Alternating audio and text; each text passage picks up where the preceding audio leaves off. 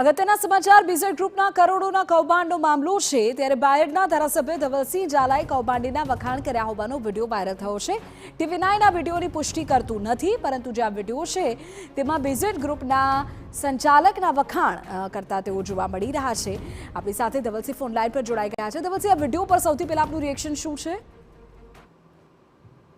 બેન, આ વિડીયો કદાચ હું માનું ત્યાં સુધી દોઢ વર્ષ જૂનો વિડીયો છે પહેલા તો, અને જે રીતે બીજેડ કંપનીના માલિક તરીકે આ જે હમણાં આવ્યું, મેં તો ભૂતકાળમાં મેં તો જોયા છે એમના એવોર્ડો, એમને ઘણા બધા મીડિયા જગતમાં પણ એવોર્ડો મળ્યા હોય, ઘણી બધી જગ્યાએ કોઈ સોશિયલ એક્ટિવિટી માટે પણ એમને એવોર્ડો મળ્યા હોય, કોઈક રાજકીય રીતે પણ એમને એવોર્ડ આપવામાં આવ્યા છે, મેં એવા ઘણા બધા એમના જોયા છે। સ્વાભાવિક છે કે શૈક્ષણિક સંસ્થાઓ સાથે હું પણ જોડાયેલો છું ને શિક્ષણનો જીવ છું। મારાથી પણ મોટા રાજકીય આગેવાનોના ફોટા પણ લાગેલા હોય ને મારાથી પણ મોટા રાજકીય આગેવાનો ત્યાં ઉપસ્થિત પણ હોય, અને જે આમંત્રણ પત્રિકામાં હું તો 10મા 12મા ક્રમે હોઉં ત્યાં સરકારી અધિકારીઓ પણ ઉપસ્થિત હતા, અને શિક્ષણના જીવમાં ગ્રોમોર હાઈસ્કૂલ એમને ટેક ઓવર કરી, ગ્રોમોર ગ્રુપ આખું, અને સીઈઓ તરીકે એમની ટીવી, ફ્રીજ, ઇલેક્ટ્રોનિક્સની પોતાની કંપની ચાલતી હતી, એટલે એમણે શૂન્યમાંથી ઘણું મોટું સર્જન કરેલું। એટલે સ્વાભાવિક રીતે આપણે જયારે એજ્યુકેશનમાં ગયા હોય તો નવા વ્યક્તિ તરીકે કોઈ વ્યક્તિ ત્યાં ગાડી એને ટેક ઓવર કરે તો જૂના વ્યક્તિઓ એટલે એને જૂના સ્ટાફને વિશ્વાસ ના હોય, એટલે આપણે સ્વાભાવિક રીતે એ વાત કરી કે ભાઈ જે રીતે 5000 સંખ્યા છે તો એની 25000 સુધી પહોંચાડવાની કે 10000 હોય કે જે હોય 25000 સુધી પહોંચાડવાની વાત મેં કરી છે। એટલે ધવલસિંહ, વાત એવી છે કે શૂન્યમાંથી સર્જન અને 1 ના 2 આ બંને બાબત તો અલગ અલગ છે ને?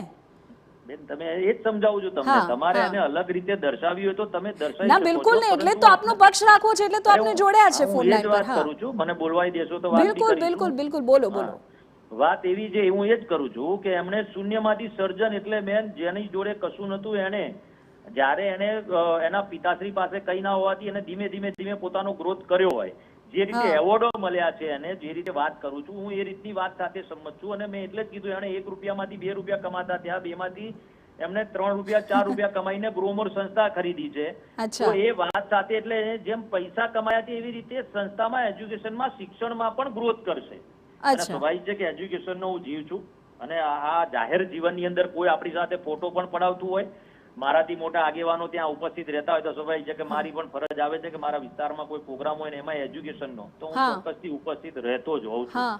નાનામાં નાના પ્રસંગમાં મારી હાજરી હોય છે, તમામ લોકોને, મારા વિસ્તારના લોકોને પણ ખબર છે। બરાબર છે। ભૂપેન્દ્રસિંહ ઝાલાને તમે કેટલા સમયથી ઓળખો છો? તમે એમના વિશે વાત કરી તો તમે એમના વિશે જાણતા હશો ને, કારણ કે અત્યારે એમની પર આરોપ મોટો છે એટલે પૂછું છું।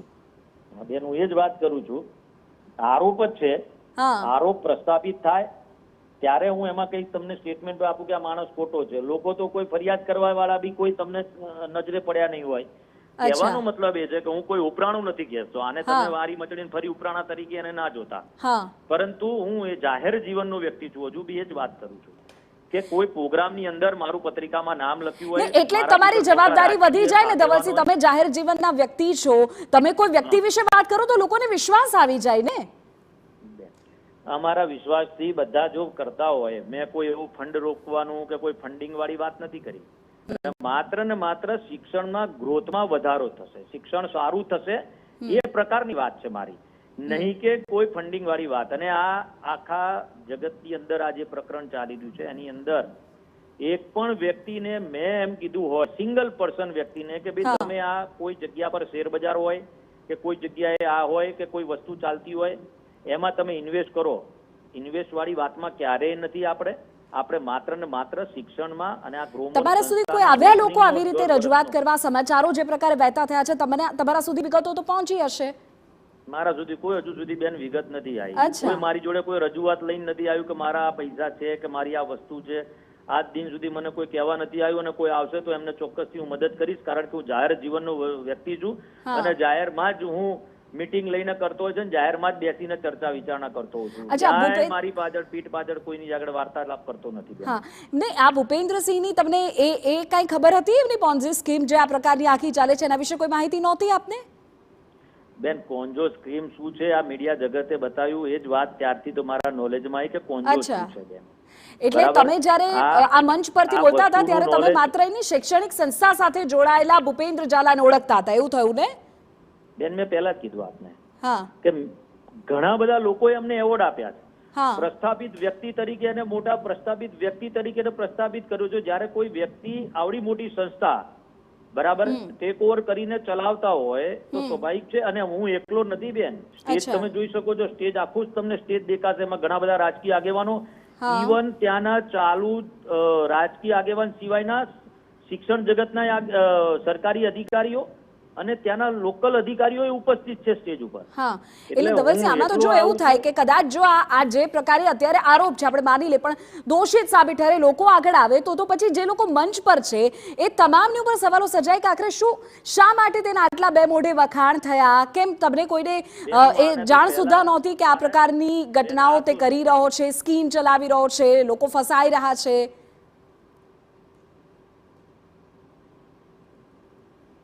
ધવલસિંહ, અવાજ પહોંચે છે? હા, શું અવાજ બ્રેક થયો હતો બેન? હા, એટલે પ્રશ્ન એ છે કે જો આ દોષિત સાબિત થાય છે તો પછી એક બહુ મોટી જવાબદારી તમારા લોકોની પણ આવશે ને, કારણ કે જે પ્રકારે તમે વાત કરી રહ્યા છો બીજા ઘણા લોકોને તમારા જેવી જ બાબત સુધીની જાણકારી હોય એવું બને. બેન, મેં પહેલા જ કીધું, હા, મારા સુધી કોઈ ફરિયાદ આવે છે કે મારા સુધી કોઈ વ્યક્તિ આવે છે તો સ્વાભાવિક છે કે મારી ફરજ જાહેર જીવનની અંદર મદદ કરવાની છે અને ચોક્કસથી હું મદદ કરીશ. એની અંદર જેટલી પણ મદદ કરવાની થતી હશે, આમાં ક્યાંક ખોટું હશે તો પણ મારી ફરજ જાહેર જીવનની અંદર મદદ કરવાની છે. મારી યોગ્ય જગ્યાએ મદદ પણ કરીશ અને એમને જેટલી પૂરતી મદદ કરવાની થતી હશે એ મદદ કરવા માટે હું તૈયાર છું. કારણ કે મારા કોઈ કાર્યકર્તા કે મારો કોઈ નાગરિક, મારો કોઈ મતદાર, મારા વિસ્તારના કે મારી આજુબાજુના વિસ્તારના કોઈ વ્યક્તિને દુઃખ થતું હોય તો જાહેર જીવનની અંદર એનું દુઃખ સાંભળવું એ મારી જાહેર જીવનની ફરજ છે અને દુઃખ પૂરું કરવા એટલે પ્રયત્ન કરવો એ પણ મારી ફરજનો એક ભાગ છે અને હું ચોક્કસથી એમના માટે આગળ આવીશ, જરૂર હશે તો. બિલકુલ, આશા રાખીએ ધવલસિંહ કે જે પ્રકાર આપ કહી રહ્યા છો એ રીતે લોકોની મદદ માટે પણ આપ આગળ આવો. આભાર ભાઈ સાથે જોડાવા બદલ. ધવલસિંહ કહી રહ્યા છે કે મેં કોઈનું ઉપરાણું લીધું નથી, માત્ર શૈક્ષણિક સંસ્થા સાથે જોડાયેલા કાર્યોનું જ અત્યારે મેં વાત કરી હોય આ વિડીયોમાં તેઓ સ્પષ્ટતા કરી રહ્યા છે. જોકે કૌભાંડીના ઘરે TV9 ગુજરાતી પણ પહોંચ્યું. બીઝેડ ગ્રુપના સંચાલક ભૂપેન્દ્ર ઝાલાના ઘરે અત્યારે માહોલ સુમસામ છે. ભૂપેન્દ્ર ઝાલા કે જેમની ઉપર આખો આરોપ લાગ્યો છે તે ભૂખ્યા ડેરા ગામનો વતની છે અને તેના ઘર પાસે એક મોંઘી કાર અત્યારે ખડકાયેલી છે. બાકી કોઈ જ તેમની અત્યારની ગતિવિધિની વિગતો મળી નથી. માહિતી એવી પણ છે, શંકા એવી પણ વ્યક્ત થઈ રહી છે કે તે કદાચ અત્યારે ફરાર હોઈ શકે, ભૂગર્ભમાં હોય, તેની સાથે જોડાયેલા એજન્ટ્સનો પણ અત્યારે કોઈ પત્તો નથી.